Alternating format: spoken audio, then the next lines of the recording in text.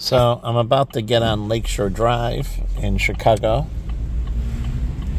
And, I'm on the underground system. So you got the Illinois Grand. But, again, you got right here the Chicago lock. I wonder when the last time they upgraded the lock. And this is what they need to do. So I'll get off here. But I can't pull over. Now, what they did here was a great idea, the overpass. And this is for biking and jogging and walking. That was never there. And it takes you right into Navy Pier and so on, and right into the lakefront.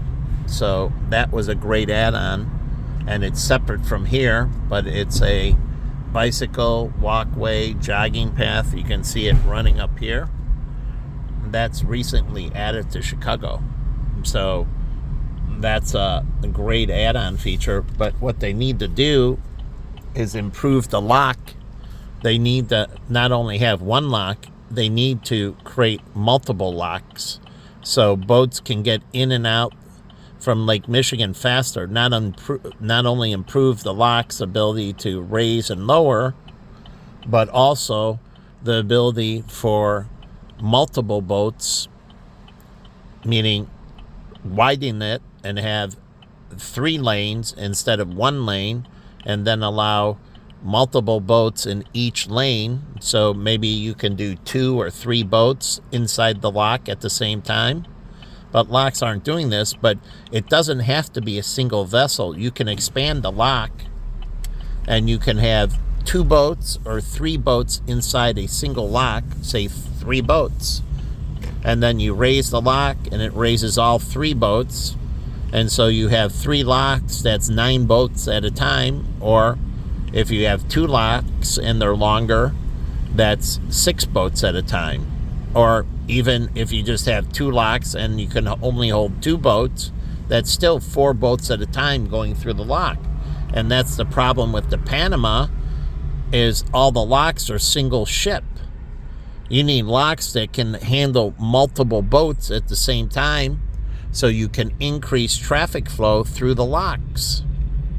And so there's a problem over here, and they haven't upgraded the locks in Chicago. And so getting in and out of the river is not convenient. And so I don't think I can go this way. But getting in and out of the river, I'm going by Navy Pier, but it's not convenient.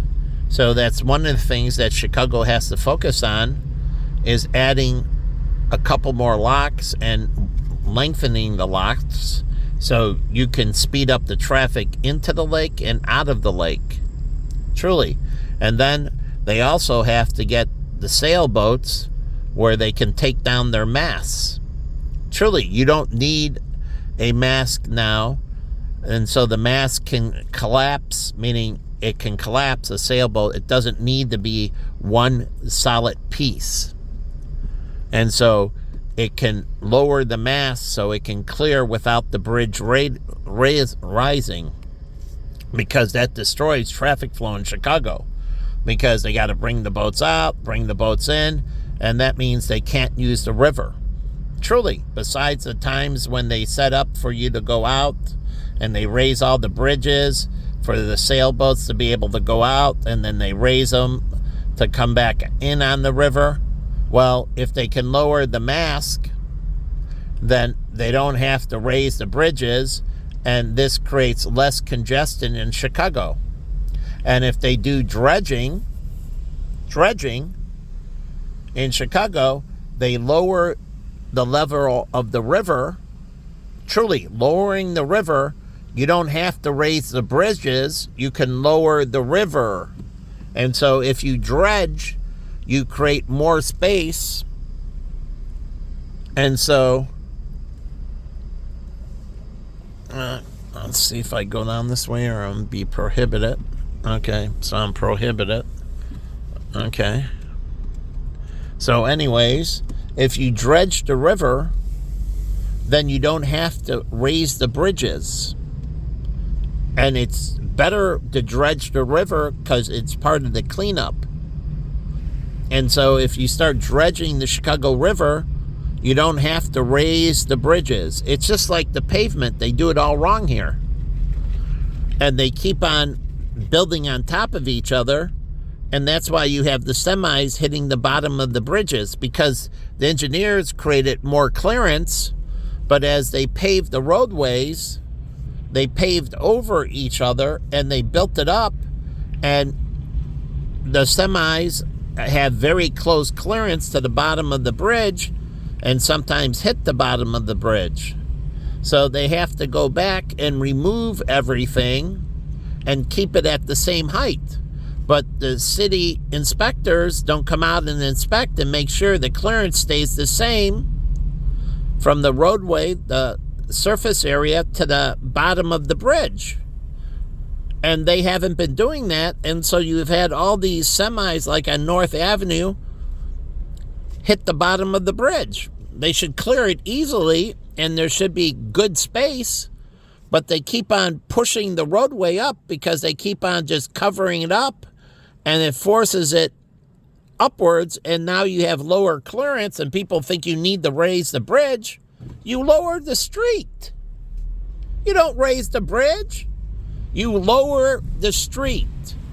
So you raise the curb level and you lower the street. So the sidewalk's a little bit more up over the street, but that protects the sidewalks from water and everything, and it creates a better flow system, keeping the water in the gutter, that's the curb area of the street, and off the sidewalks, because the sidewalks sit higher.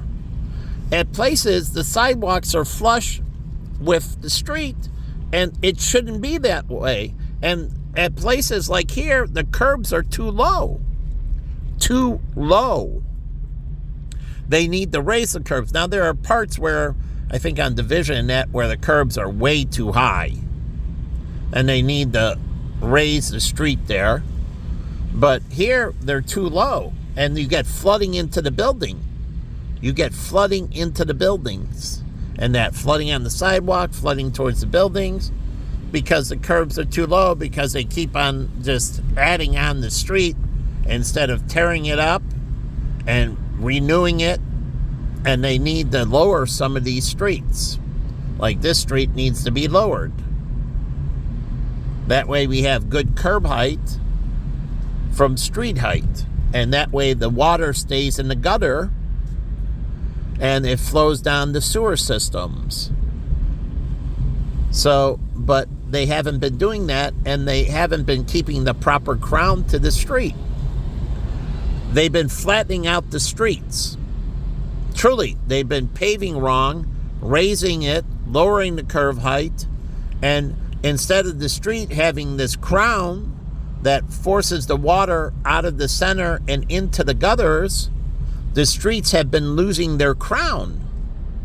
But I don't understand why the engineers in Chicago aren't measuring. Like this street up here is almost perfectly flat. Streets are not supposed to be flat. They're supposed to be crowned, so the water flows to the right or left into the sewer systems. And then you get the standing water. So it doesn't run into the sewer systems. There's no sewer there. And that's because when they do these inspections, working with the people that are doing the streets, they don't keep them. They just look, oh, it's paved. Okay. It's more than just paving. Like pulling up the sewers and re-supporting the sewers, because they sink. And that's because they're not meant to handle a lot of pressure sitting on top of them. But when you get traffic jams, it causes these sewers, this one is slanted, and that's because cars are sitting on top of it, and it's never meant for cars to sit on top of the sewer. So all these bumps in the roadway are where you have these, you could call them minor sinkholes, but it's because they didn't compact the underlying surface properly, and you have too much traffic sitting still, And this is why cars aren't supposed to park on the street. This is why they're supposed to have parking bans, because the cars create ruts, and then you have all these little pockets of water. See these pockets of water? These are created by vehicles sitting there. And so they're supposed to move the cars. They're not supposed to sit there all day and all night. And so if they do, it creates too much continuous pressure, and they're not compacting the roadways right for the continuous pressure. But these spots are designed to be turned over, and they're supposed to be, if they're going more than 2 or 4 hours, they're supposed to move off the street and into the parking garage. They're supposed to move off the street into the parking garage. The street parking is only supposed to be temporary parking. Like in Chicago, and we are in Chicago, if you're on a side street in that, you have to move your car every day. The cars that are out sitting on the street, like my block on Kildare, they're supposed to be disappeared during the day or in the evening. Some come back in the evening, first, second, third shift. But no car is supposed to be just sitting there. The cars are supposed to disappear for hours. Like when I was a little kid, my whole block, you could park on the street, but during the day, there was not a single car on the street. The street was empty because they at least had single cars in garages, but most of them were double garages. And so our streets were pretty much clear of vehicles. But now people have their cars sitting on the street, and the police aren't doing anything about it. You're not allowed to park on the street, whether side street or main street, a 24-hour period. You have to move the car. And no, not move it from one space to another. You have to void the space for a certain period of hours. So this is another problem, is we have these spaces that are created for more turnover, for people to go into Benny's, they park here on the street, they go in and grab something, and they leave, that these people are using these spots for long-term parking. They're not. And the city of Chicago should be giving them citations and telling them, you need to get the car into a garage. You can't park long-term on the street. So then figure it out. Like me, I move my car every day, and a lot of times Jen got me these guest passes so I could park on the street, but also the guest passes so I could park in the garage. She worked it out with the doorman that I could park in vacant spaces. So, these parking garages, they want people to park in them, and if you have vacant spaces, like Jen's mom, she bought parking and she leased out her parking spaces in the building. She owned parking spaces. See, Asians bought parking spaces. Like Jen, when she bought her place, she bought one space. She could have bought 2 spaces. Would have made it worth more. But I got her to buy a storage space as well. It makes it worth more. What comes along with the condo? 1 parking space, 2 parking spaces worth more. 1 parking space and a storage space, which she had it on the storage space. It's worth more. So this is the problem, is they're allowing these cars to sit on the streets, and they're not supposed to sit on the streets. They're supposed to be in parking lots or parking garages or their garage or leasing a garage. Like my family didn't have much money as a child. So what did we do? We didn't have a car, so we leased out our garage to Arnold, who paid us monthly rent for renting our garage. So my mom rented out our garage. We leased out our garage to a renter. And then, so we got money in, extra money for the family by renting the garage. So sometimes you have a garage, but you don't need the garage. You can rent out your garage. And my other friend, he did that. He rented out his garages. So it is extra if you get the apartment, and then they can include it in the lease, but also sometimes they don't, and you pay more for the garage. Bruce. So you get one space with the condo, and then if you want a second, you got to pay up. Costa, he rented his apartment, but he also rented out the garage. So he paid for the apartment, plus he paid for the garage. So it was two different components. The garage space was separate from renting the apartment. And so he paid and he rented the garage. My friend John, he did the same thing. He rented out Bruce's garage. He didn't have a garage, so Bruce had garage space and he rented it out to John. So we did it as a child. My mother rented it out to Arnold, and I don't know how much he paid a month, but the whole point is she could have got a better renter than Arnold. But it brought us, our poor family, by renting out the garage, it brought us more money, and you can own the house and lease out the garage. So Airbnb for garages. I don't know why they wouldn't do that, and you pre-qualify the people. So people get rental cars, and they're in a neighborhood doing an Airbnb. Well, you rent out the garage space for the rental car. Truly. So they're not parking on the street. They can Airbnb, and if they get a rental car, they can Airbnb the garage space as well. So Airbnb for garage spaces. And that means any of these condos in that, you might lease out the condo to out-of-towners for Airbnb, but also you might have in-towner that wants your garage space. So you rent out your garage. And Jen's mom had a problem with a white guy who wasn't paying, and I was going to help. That was 2005. And I was going to visit his office building and so on. And then I told her that I couldn't, and I figured out, meaning I was going to, but I was going through my breakdown, working for my brother in that, and I ended up with my long days not having any free time during the day when he was in the office. That's why.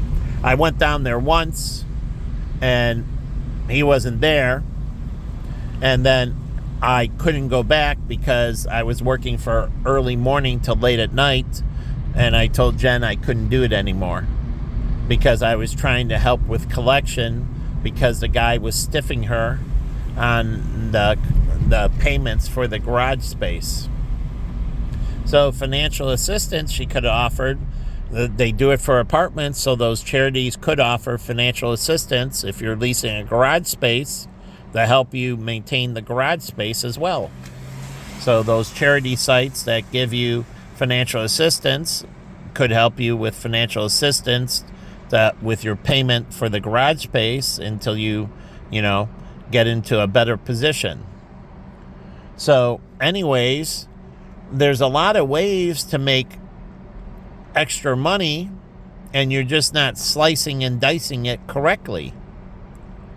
So like down here, there's no cars. There shouldn't be any cars, right? Parked on the street after a certain time. So let's look up the ordinance. And so if the car is there more than a day, you're supposed to report it as a neighbor. The car can't sit. This is not a storage facility. On the side streets in Chicago, people think they can store their broken down cars on the public streets. They can't store their broken down car on the public street. So where are the city tow trucks? Because they're supposed to be going through the police, and this is where it isn't. Lopez, they don't monitor the side streets.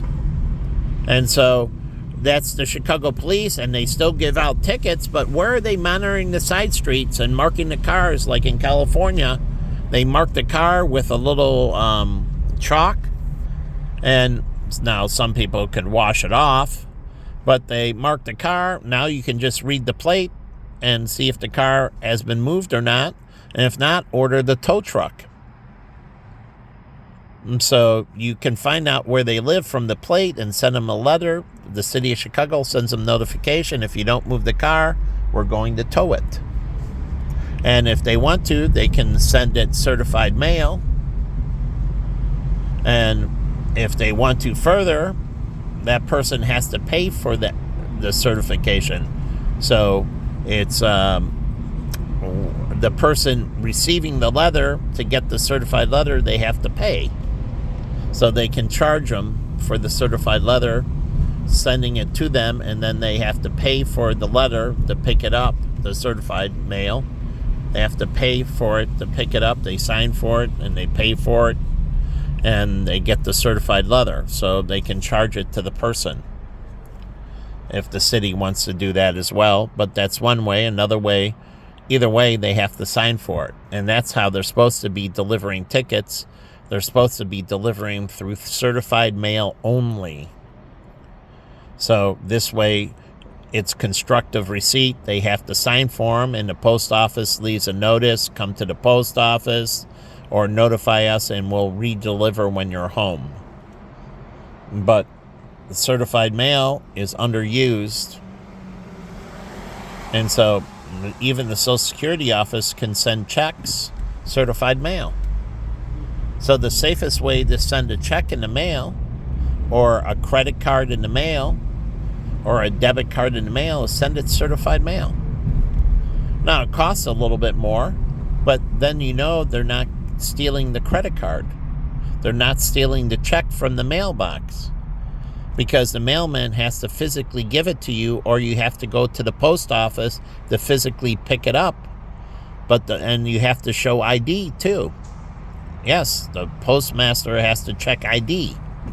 So whether at the post office or the mailman has to see your ID, your driver's license or state ID or passport, and then after they verify it's you, then they allow you to sign for it.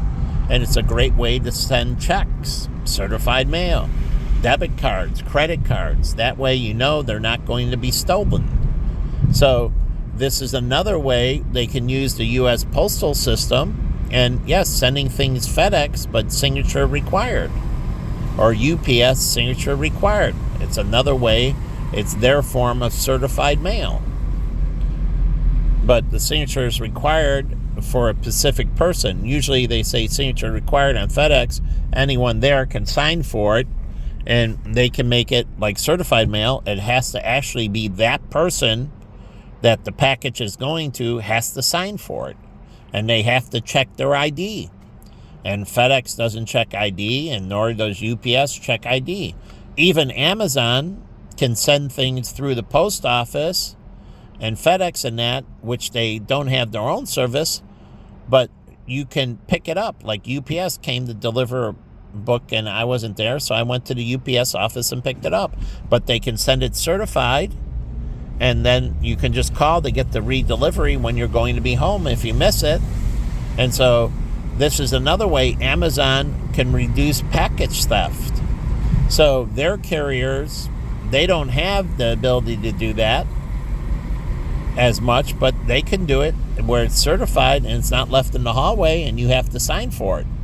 And so they'll just drop it off when you're home. So you have to give them a range of, a couple hours, but they'll drop it off in a few hour window.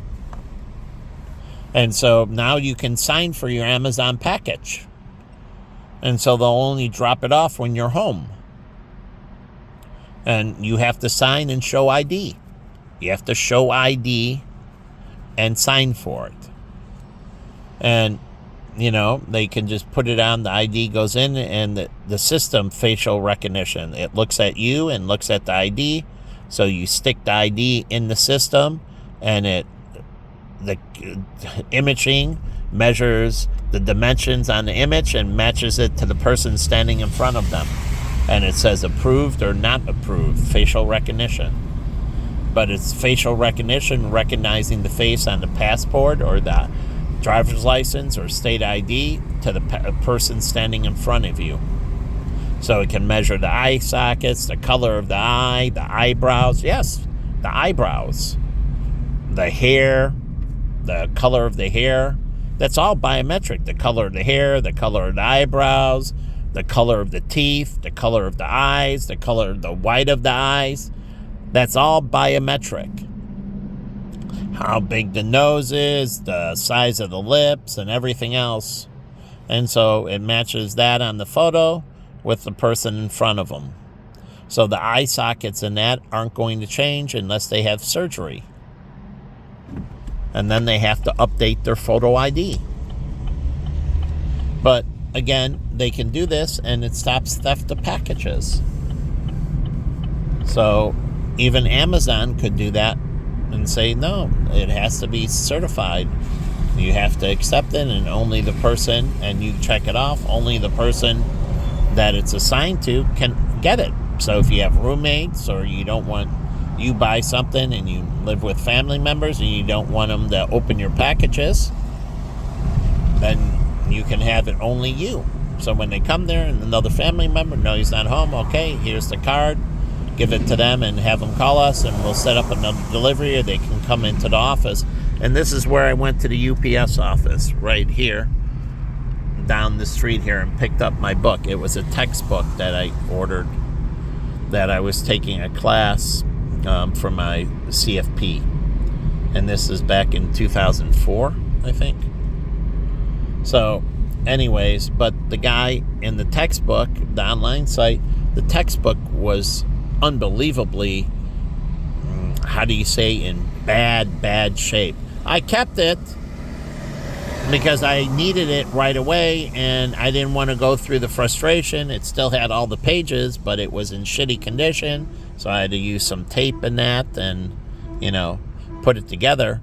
But what he said it was and what it actually came to receive didn't match. So he gave me a torn up textbook. So I pieced it together, the binder and everything.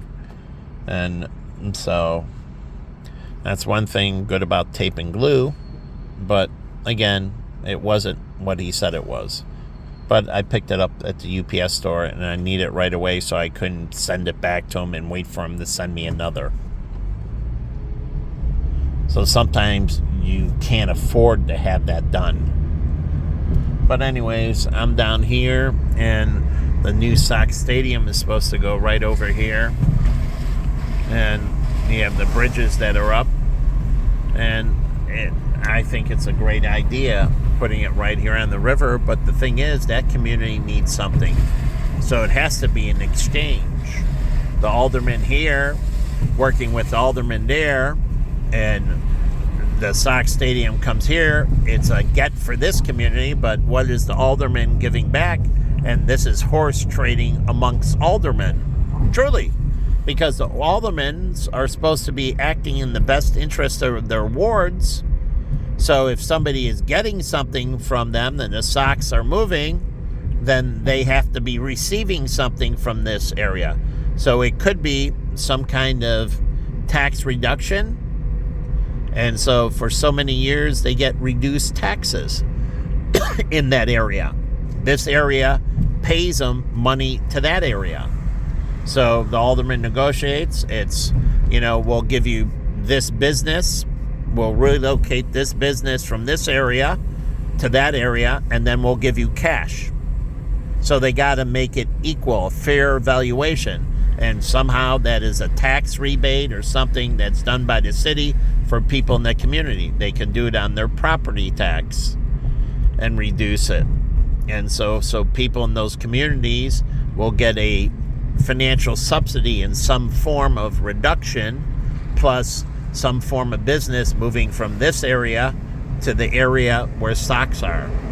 So it's like a player and something named later, or a player and cash as consideration. And they do it in baseball all the time. You get one player and you give them another player, and one team gets a ton of cash plus the player, because they equal it out, or they name a player later. So you give them a business now and a business to be named, but that business has to be delivered within a certain time frame.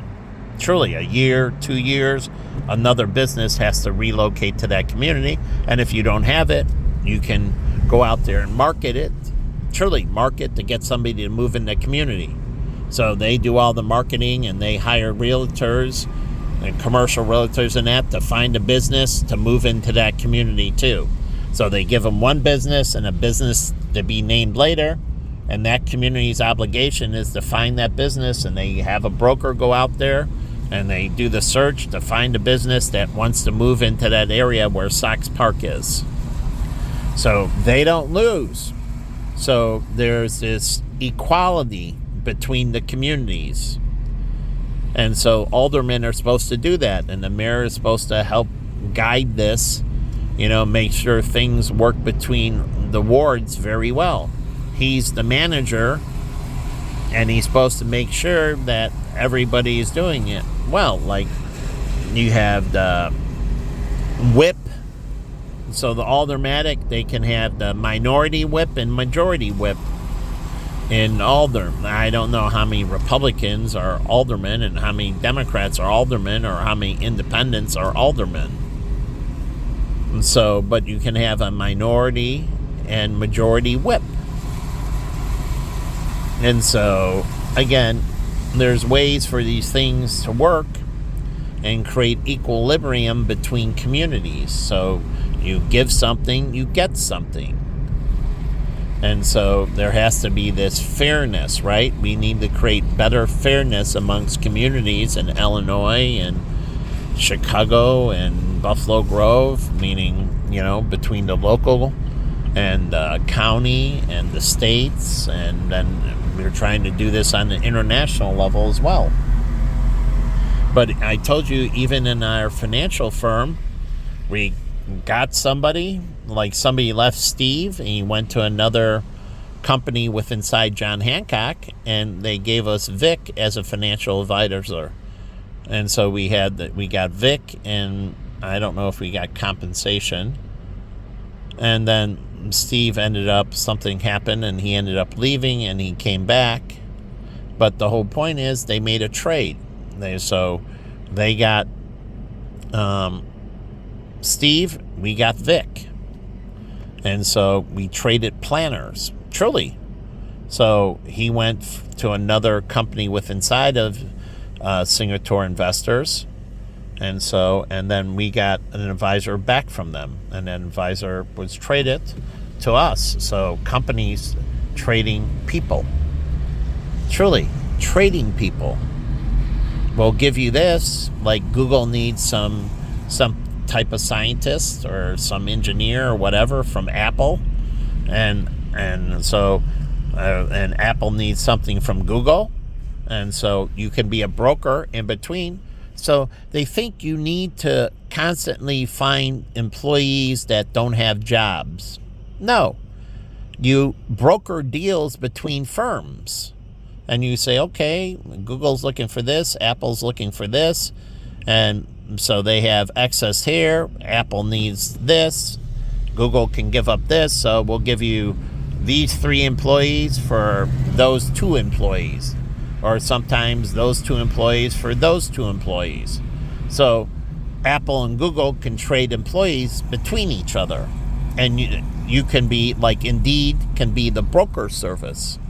So not only a placement service and finding, but they can also, another way, you can have zero unemployment and they're brokering deals because companies expand and contract and you're just trading employees.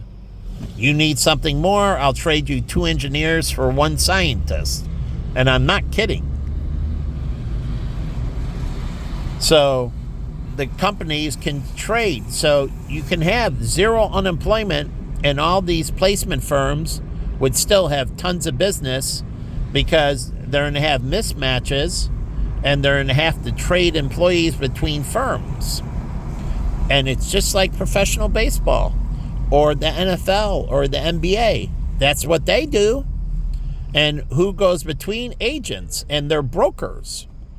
And they move the person from this business to that business. So all those services still stay in place even if there's zero unemployment. They move people from company to company. No one's ever unemployed. They're just placed from one organization to another organization, and some people could have a no-trade clause in their contract. And truly, it's a professional realm, and you're competing and you are trading talent. So that trading market should happen amongst businesses. And some people can sign with a business and sign a no-trade clause, but it only goes for so long. It's not permanent. So they'll get a no-trade clause for so long, and you can name somebody as a franchise player as well. And so they can't be recruited away. It's a franchise player for your organization, and so there's a non-recruiting policy. And that's what they do in professional sports. But this carries into the business world between Apple and Google, or Samsung and Apple, or whatever. It can be done domestically and internationally.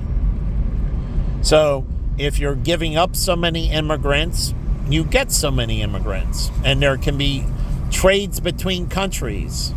Like, we need 20 Chinese immigrants, and we'll trade you. We don't have, but we'll give cash to South Korea, and we'll take 20 people wanting to leave South Korea, and we'll trade them to China, and we'll give South Korea cash instead of players. And that's what they do in NBA and Major League Sports. So sometimes a country takes cash instead of immigrants. Truly. So you need some immigrants. You go and purchase them on the free market, and this is how countries can exchange people. But these are people that are willing to move. They're looking to move. They want out. And so they're in the porthole, and when there's opportunities come up, okay, well, California wants you, and we're going to get cash back from California. And so you can go to California, and California will compensate us with cash. And it can be that way as well. Or they can compensate you in some other form, trade or product or whatever. But these are things that really need to be put in place so we can start making everything fairer, not only domestically, but globally. And so it's a barter system. And yes, humans can be traded, but they want to be traded. So, it's an agreed upon system. That's what divorce is, really. And you can get people that want to be out of the relationship. And then there's people on the other side, and this is what dating sites can get into, matching people. And so you leave, say it's a female who wants out, and maybe mine, and in turn the system gives them a female. So David gets somebody else, and it's a trade. One Mai for another female that fits his criteria. So she's released from the obligation, and David receives somebody in exchange. So, and truly, so that's what dating sites can do, and this is what they can broker deals, and that's what matchmaking services do. So it's out there and being done, but no one's formalized the exchange system. No one's formalized the exchange system. So everybody going in, you get to meet and talk and so on and so forth. That's the whole, what I said to Miss Park about North Korean brides, like Russian brides. They wanted out, and somebody here wanted them. And what are we going to give back to Russia in exchange? Cash, because you paid a service, and then they give it to the Russian government. And that money goes into the Russian government to better the people that are there. So sometimes, or it's commodity. Like, we wanted Stoli vodka, and Pepsi did, and people wanted to drink vodka. They like Russian vodka. Stoli's Russian vodka. And so Pepsi said, we'll give you Pepsi. Your people like to drink soda. We'll give you Pepsi. You give us Stoli. You sell the Pepsi. We sell the vodka. So we barter. You send us Pepsi. We send you Stoli. And it's the same thing. You send us a white person. We send you an Asian person. You send us a black person. We send you an Asian person, maybe. Or maybe you send us a black person who wants out of here, and we send you a black person in exchange. So these things can be worked out. Countries have visas, and they have immigration systems, and they're picking and choosing, and you put yourself up for somebody who's eligible to be traded. Truly, eligible to be traded. So you enter the porthole, and you want to go to Saudi Arabia. Well, we want something back from Saudi Arabia. And so it can be a product, oil, or it could be cash. But whatever it is, it's agreed upon to equalize the trade. And so that person gets to go to Saudi Arabia, and we get something in return. That's outside of tourism. That's outside of work study, work student tourism. So that's a separate system. I'm talking about people who want to migrate from one country to another country. I'm talking about people who want to work in one country and they want to be still a U.S. citizen, but they want to work in another country. They want to work abroad. So there can be these exchange systems. Because we're losing labor, we need to get something in return to make up for that loss of labor. So countries can work together to get these things formalized within the UN, and then they can have the platform of exchange. And they can figure out this human life value, and they can take it from insurance companies. And that's where you get the cash, and you get somebody, and now you have IQ tests and other things, you get somebody comparable in exchange. And if not, then you get some cash. If they're a little bit less, then you say, okay, you have to sweeten the deal. We'll take a barrel of oil, or we'll take, $10,000 in cash. And I'm truly talking, this is the way things need to be moved into the world. This way, countries don't get short and left without labor. Every country in the world has labor shortages. Now, they don't have the right labor. So they need to get people out of the segment because they have too much in certain segments and not enough in the other segment. So they tell these people, you can migrate, you're in a porthole. These countries need your type of labor. Like we need janitors, say. And we got too many engineers. They need some more engineers. We need more janitors. So 10 janitors for one engineer. So you're trying to equal the value.